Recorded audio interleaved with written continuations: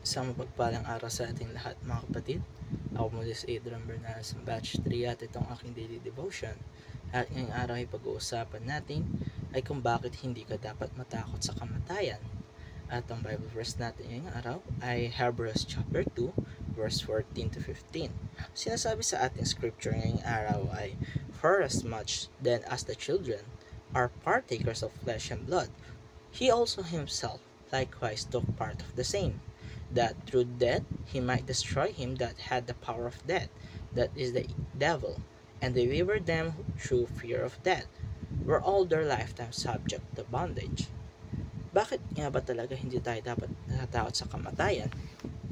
Ang concept natin patungkol sa incorruptible ay kapag naririnig natin ang word na incorruptible ay unang pumapasok sa ating isipan ay something na hindi nabubulok, hindi nasisira at hindi nagiging marumi.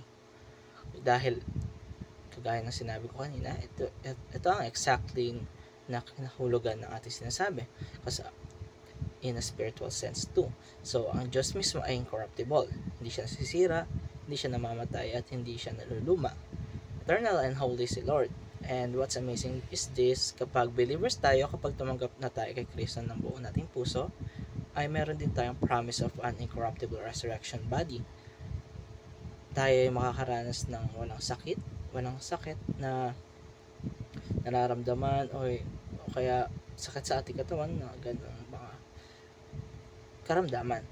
Hindi na tayo nakakaranas ng pagkasira o kamatayan at hindi na tayo nalulungkot at wala ng takot. Ito ay sobrang opposite ng nararanasan natin ngayon. Kaya number 1 sa ating teaching ngayon araw ay death is just a door to meet Jesus.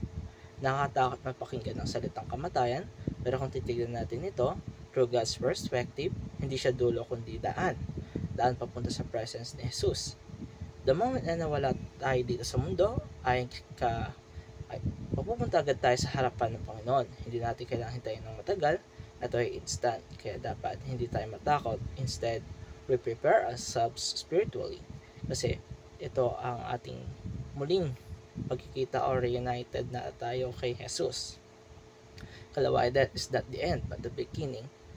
Feeling kasi natin minsan na kapag may nawala ay tapos na, pero sa totoo lamang ay just the beginning of eternal life.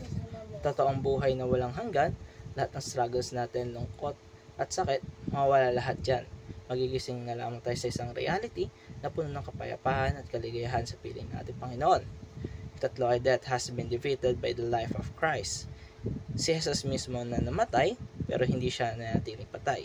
He conquered death, at dahil dyan, hindi na siya nakakatakot para sa atin. Para bang darating si death kahit anong oras man, pero hindi na tayong kayang talunan dahil may Kristo na tayo sa ating buhay.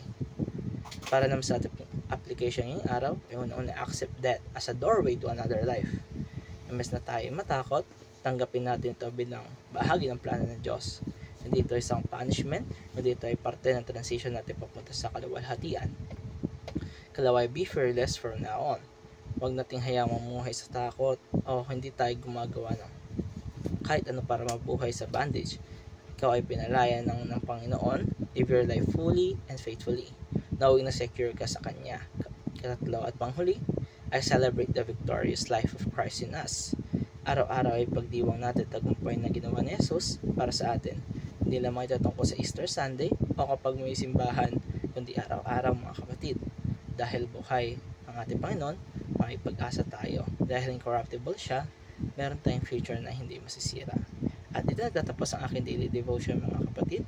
Maraming salamat sa panonood.